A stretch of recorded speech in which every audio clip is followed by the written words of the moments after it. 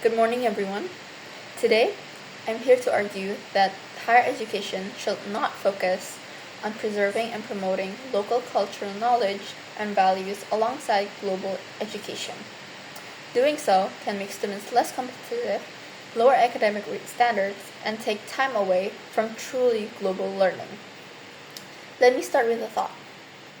In today's world, students must be ready to work anywhere, not just in their own backyard. That's more true now than ever. Many universities today try to mix global education with lessons about local culture and traditions. The goals sound nice, to stay connected to local identity while being global. But as the world becomes more connected, schools need to focus on global skills, not local customs. First, global jobs need global education. Most employers today are looking for graduates who can communicate across borders, work with people from other countries, and apply international skills. When universities spend too much time teaching local customs, students lose opportunities to gain these global abilities. For example, if a school focuses heavily on local folklore or regional crafts, students may be unprepared for careers in international business, science, or technology. According to research done by Rui Yang in 2003, published in the International Review of Education, universities around the world are now competing globally for students and funding. Yang explains that to stay relevant, universities must follow global standards, not local traditions. So, by focusing too much on local values, schools risk producing graduates who are less ready for the global job market.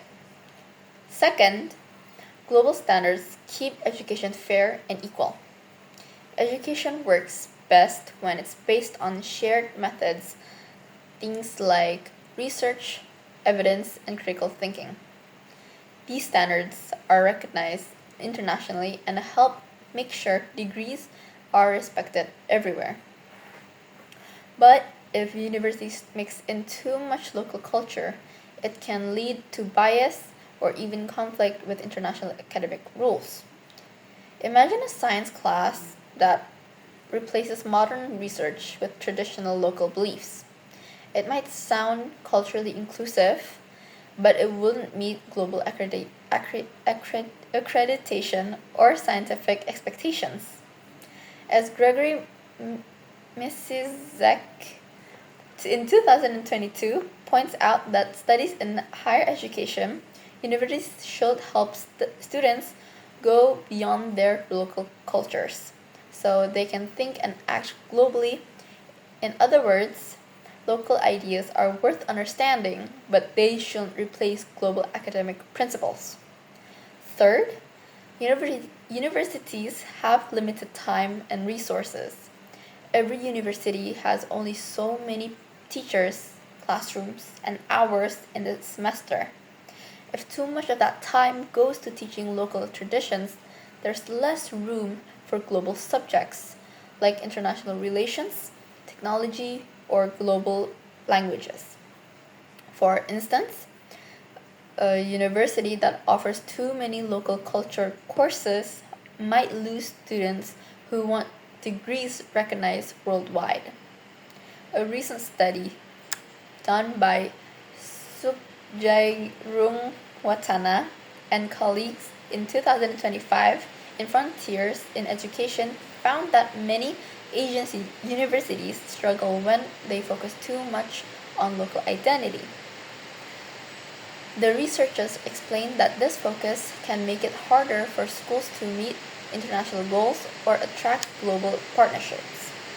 So, universities should keep cultural learning as optional subject, or better yet, a community activity instead of making it part of the main academic program. To sum up everything, higher education should not mix global learning with local cultural preservation. Doing so can hurt students' competitiveness, weaken academic standards, and waste valuable time and resources. So, universities can still honor local culture, but that doesn't mean it should take center stage in education.